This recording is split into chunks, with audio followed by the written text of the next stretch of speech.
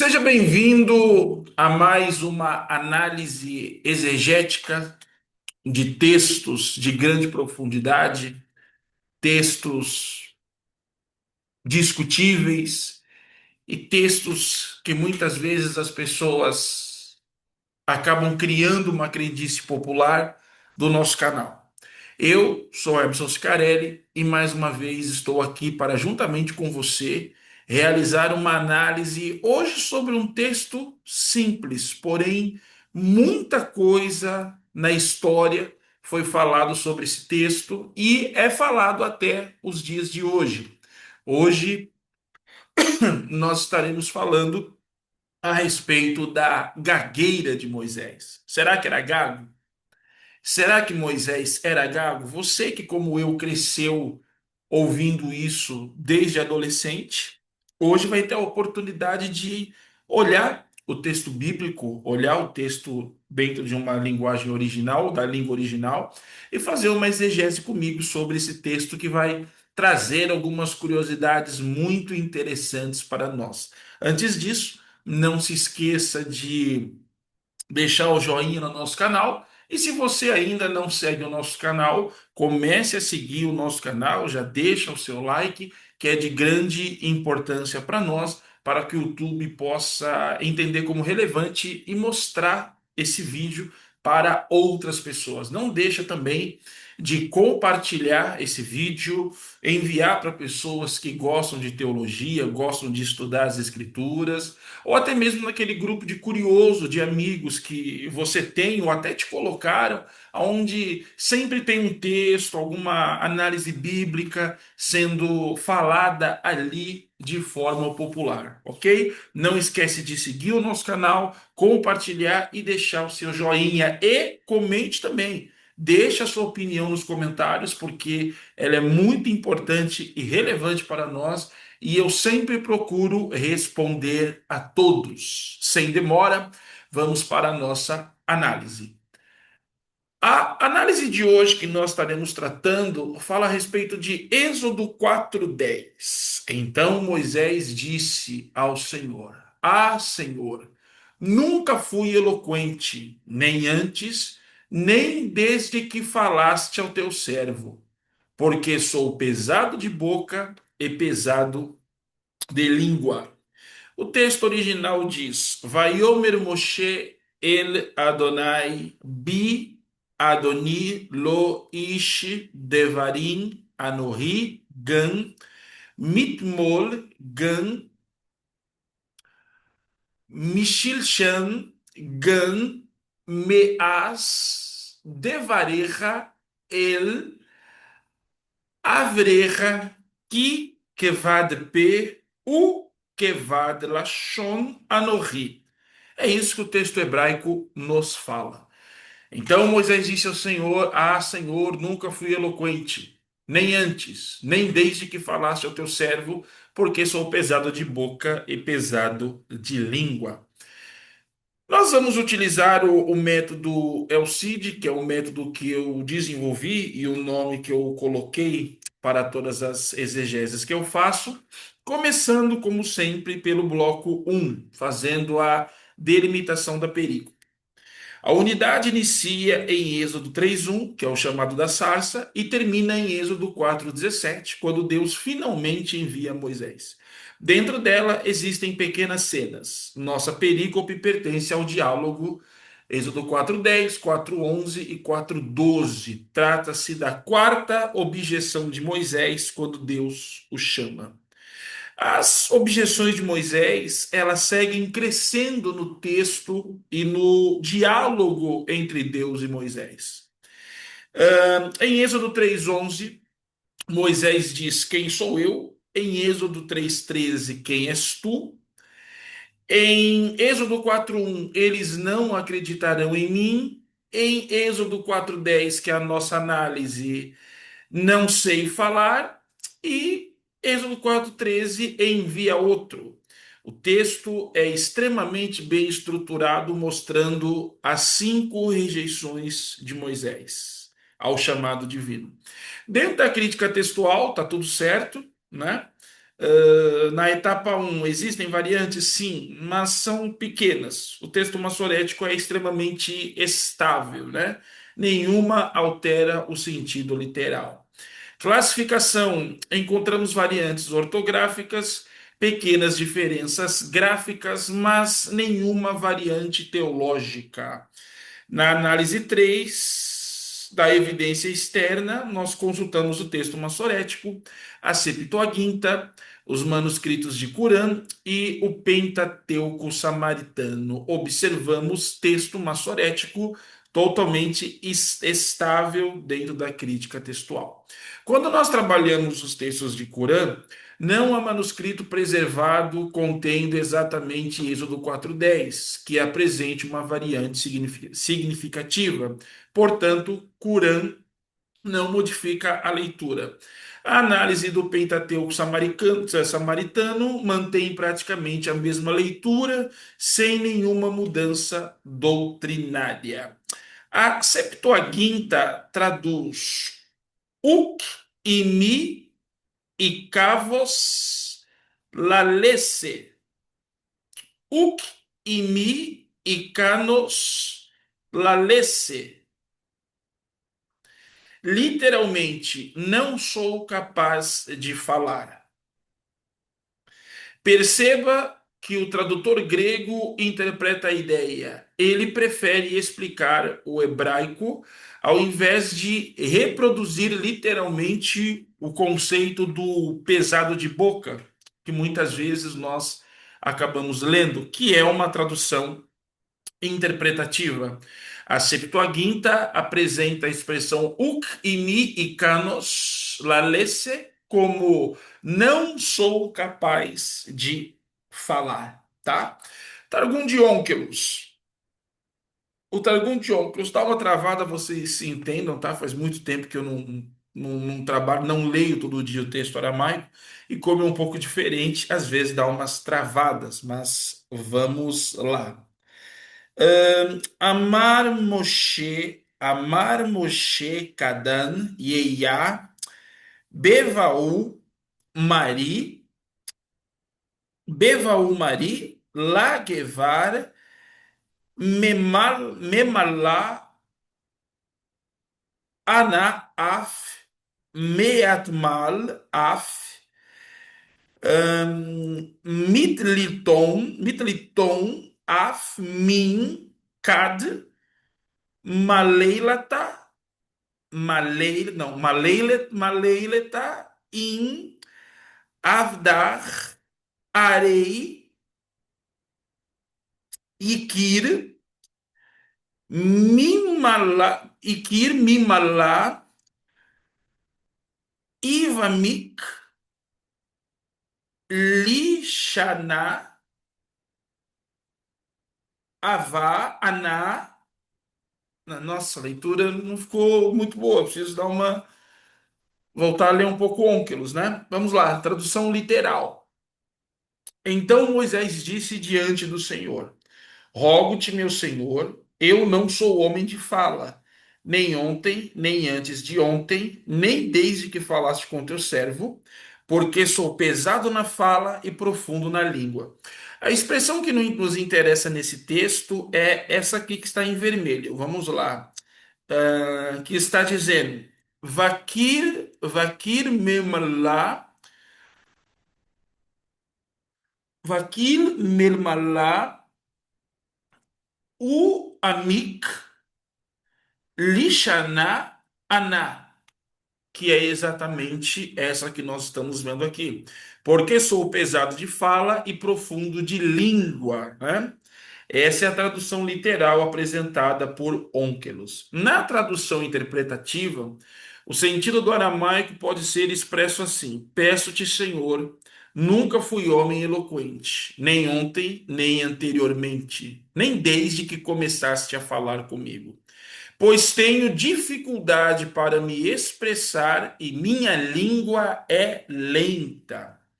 Então, essa expressão que nós temos aqui, vakir me malá, onde nós temos ve amik, Lishaná Aná fala que Moisés ele apresenta para Deus a ideia de lentidão na fala. E não, na verdade, um problema na língua, não, na verdade, uma gagueira, como todo mundo pensa. Porque o papel do Targum de Onkelos, dentro dos textos da Torá, é facilitar aquilo que o texto massorético, de alguma forma, apresenta algo que seja de difícil interpretação. Onkelos trabalha assim, por exemplo, em Gênesis capítulo de número 6, onde ele faz a expressão Bnei Elohim, que no caso são filhos de Deus, ser substituído e ser trabalhado como homens poderosos, homens de valor. Então, o Targum de Onkelos tem sempre essa ideia de tentar facilitar aquilo que fica muito difícil. Por isso que aqui ele trabalha a ideia, porque sou pesado na fala, opa, onde está, na tradução interpretativa, aqui, pois tenho dificuldade para me expressar e minha língua é lenta. Quando nós fazemos a comparação com o texto massorético, né, o hebraico diz, Ish Devarim, homem de palavras, né? O Targum de Onkelos trabalha a ideia de Givar Mimalá, homem que fala, né?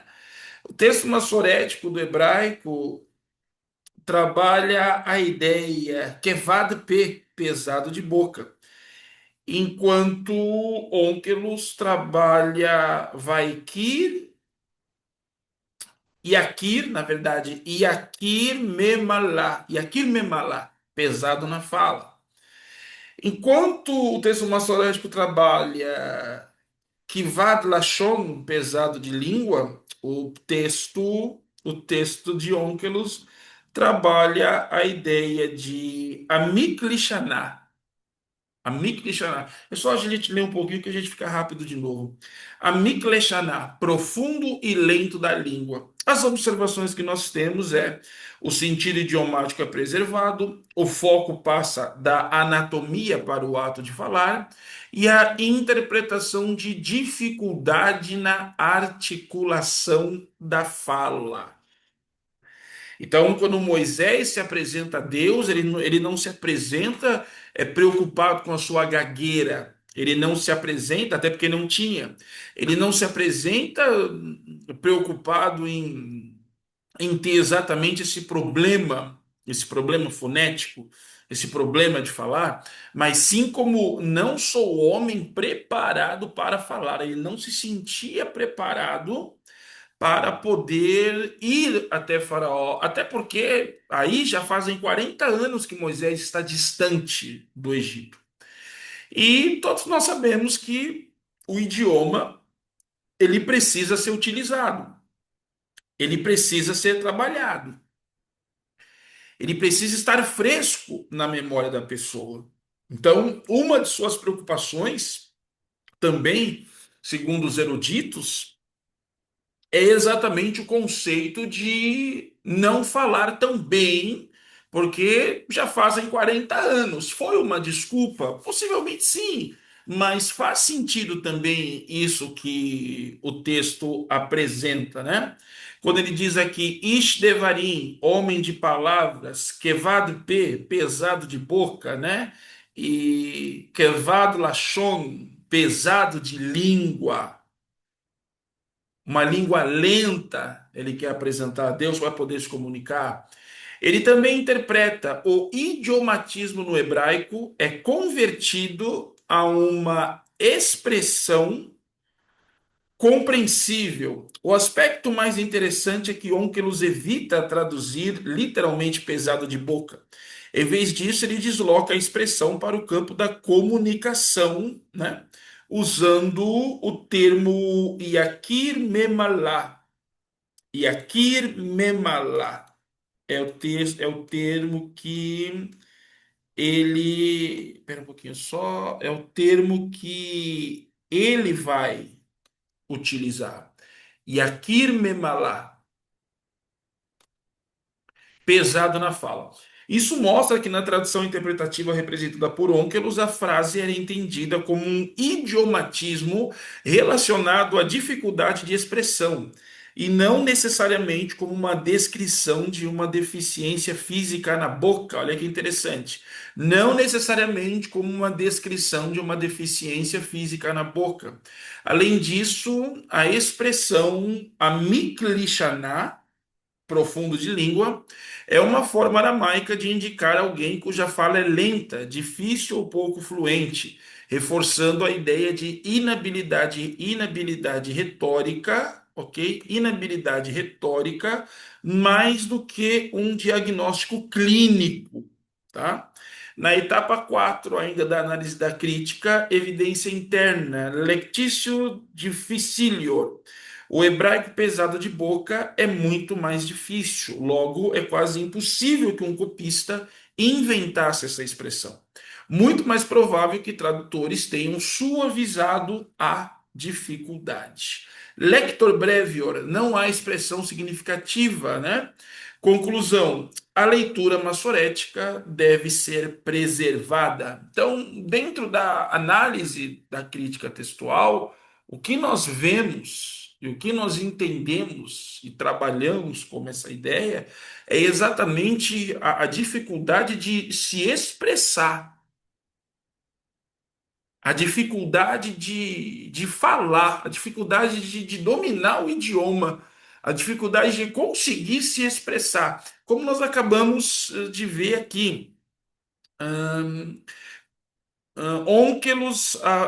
Por Onkelos, a frase era entendida como um idiomatismo relacionado à dificuldade de expressão e não necessariamente como uma descrição de uma deficiência clínica ou um problema físico na boca, né?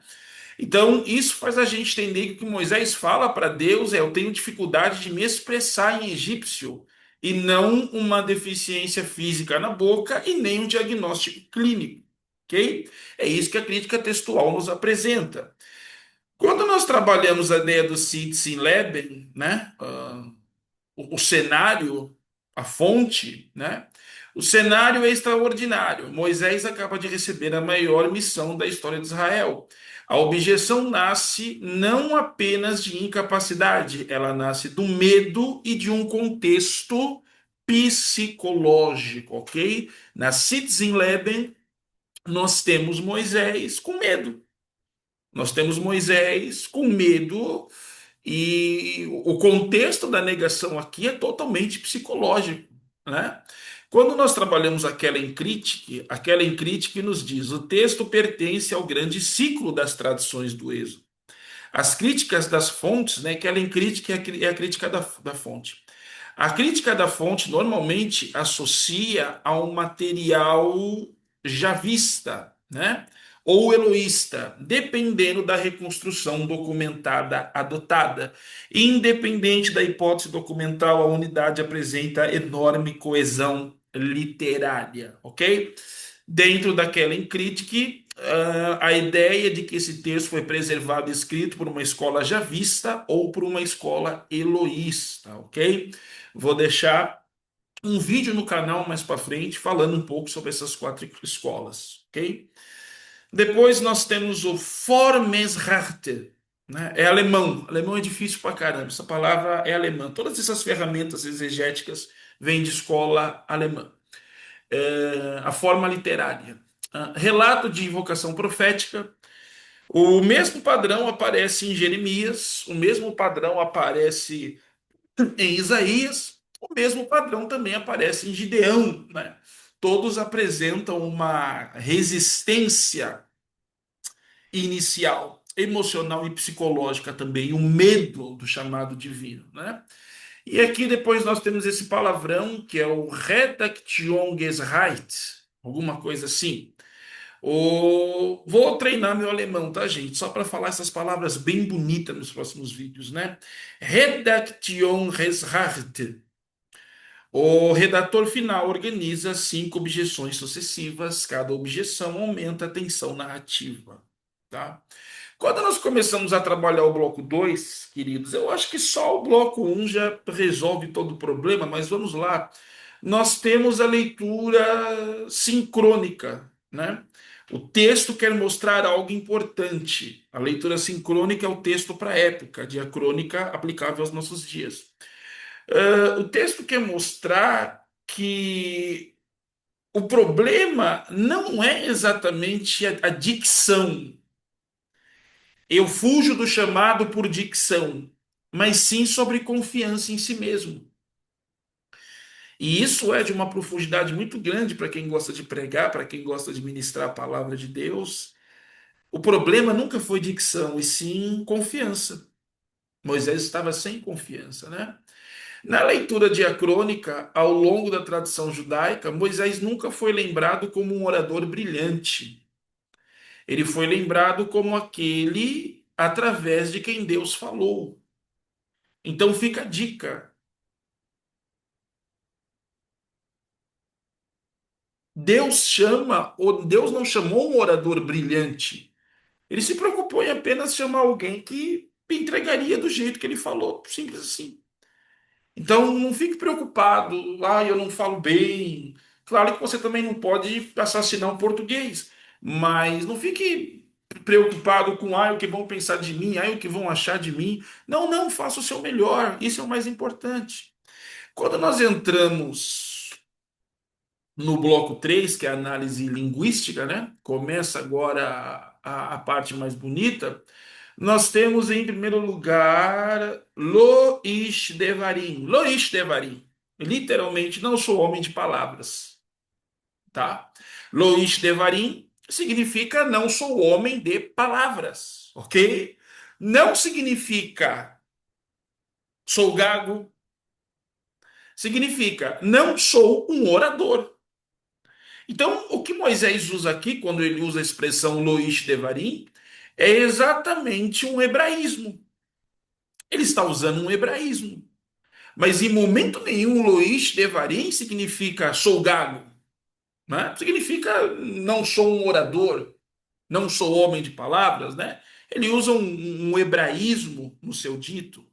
Logo depois ele trabalha a expressão Kevad P, pesado de boca, tá?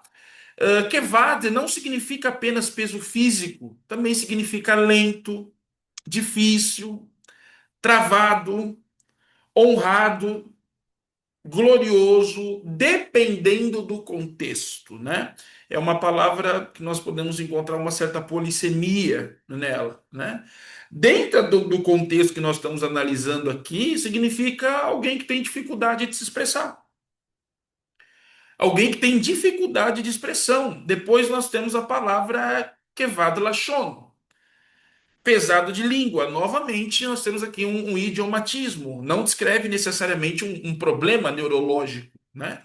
Esses textos, esses termos aqui, esse hebraísmo, esse idiomatismo encontrado, não descreve necessariamente um problema neurológico, e sim alguém que tinha dificuldade para se comunicar. Quando nós trabalhamos a sintaxe, né, nós observamos o paralelismo que o texto carrega. Ele é pesado de boca, ele é pesado de língua, e o segundo membro reforça o primeiro, né? Nós temos aqui um paralelismo sinônimo, né? Pesado de boca, que reforça também o pesado da língua. Quando nós trabalhamos a ideia da semântica cognitiva, né? Quando nós trabalhamos a ideia da semântica cognitiva no hebraico bíblico, a boca representa a capacidade pública. A boca representa a capacidade pública, a língua representa a articulação. Logo, Moisés está dizendo: não tenho competência para exercer liderança pública. E como são as coisas, né? Aquele que em Êxodo 3 diz que não tem competência para ser um líder público, quando você abre Devarim, que é Deuteronômio, você vê ali, né, os 4 ou 5 discursos de Moisés, né? O que não sabia falar em Êxodo é visto como um grande orador em Deuteronômio. Depois nós temos a linguística comparada, idiomas semíticos possuem expressões semelhantes, né? No acádio aparecem construções em que peso, no acadiano, Aparecem construções em que peso comunica lentidão ou dificuldade. O hebraico preserva essa imagem correta. No bloco 4 nós temos a intenção do autor. O autor quer mostrar uma inversão, né? Quem libertará Israel? O melhor orador? Não, aquele que foi escolhido por Deus. Mais uma vez, o foco não é a deficiência, é a soberania divina. Bloco 5, implicações teológicas. Há três interpretações principais. Primeira, Moisés possuía um problema real de fala. Alguns rabinos antigos sugeriram a gagueira, mas o texto nunca usa a palavra hebraica para gago, ok? Segunda, é uma hipérbole. Moisés exagera, está tentando evitar a missão. Essa leitura possui muito apoio moderno. E a terceira é uma confissão de incompetência política, onde ele diz: não sei discursar diante de Faraó. Essa leitura se encaixa muito bem no contexto, vocês não acham? Deixa a sua opinião aí nos comentários, né? Na recepção judaica, o Midrash frequentemente, os contos midráshicos, né? Frequentemente relaciona a dificuldade de Moisés ao episódio em que, ainda criança, teria colocado uma brasa na boca ao ser testado por Faraó. Trata-se de uma tradição interpretativa posterior, não de uma informação do texto bíblico. O Targum enfatiza a incapacidade para falar de forma preparada, deslocando a imagem física para uma dificuldade funcional, ok? Isso são os midrashins, os contos, né? As agadot da tradição judaica, que vieram muito depois do texto escrito. Intertextualidade. Nós encontramos em Jeremias 1, não sei falar. Nós encontramos em Isaías 6, sou o homem de lábios impuros. Nós encontramos em Êxodo 6, incircunciso de lábios. Perceba que todos os grandes chamados enfatizam a insuficiência humana diante da missão divina. A intertextualidade nos mostra que outros homens também fugiram do chamado, dando desculpas parecidas, né? Sociologia do mundo, do mundo bíblico. Na corte egípcia, a retórica era um instrumento de poder. Embaixadores e oficiais eram treinados para discursos formais. Ao afirmar que não era homem de palavra, Moisés declara possuir as qualidades esperadas para enfrentar o soberano. Moisés declara não possuir as qualidades esperadas para enfrentar o soberano mais poderoso do mundo conhecido. Na análise narrativa, narrativamente, essa é a quarta resistência de Moisés. A repetição das objeções cria tensão e prepara o leitor para a resposta decisiva de Deus em Êxodo 4, 11 e 12, quando o foco se desfoca da capacidade do mensageiro para o criador da boca humana. Na análise retórica, o versículo representa uma sequência enfática: nem antes, nem ontem, nem anteontem, nem desde que falaste. Essa acumulação temporal reforça o argumento de Moisés. Ele afirma que nem mesmo a experiência recente com Deus alterou sua capacidade de falar. A resposta divina desfaz exatamente essa lógica, mostrando que o poder está na presença de Deus, não na habilidade adquirida. Na porcentagem exegética da nossa análise, 90% dos dados textuais indicam que pesado de boca é pesado de língua, e pesado de língua são expressões idiomáticas para dificuldade de comunicação ou falta de eloquência, não uma descrição clínica. 10% permitem a hipótese de uma limitação física da fala. Mas essa conclusão depende mais de inferências do que do vocabulário hebraico empregado, tá? Duas vias teológicas. Limitação física. Moisés teria uma deficiência real na fala e Deus escolhe alguém com uma limitação evidente para demonstrar que a missão depende da graça divina. Segunda via, insegurança e incapacidade retórica. mais provável.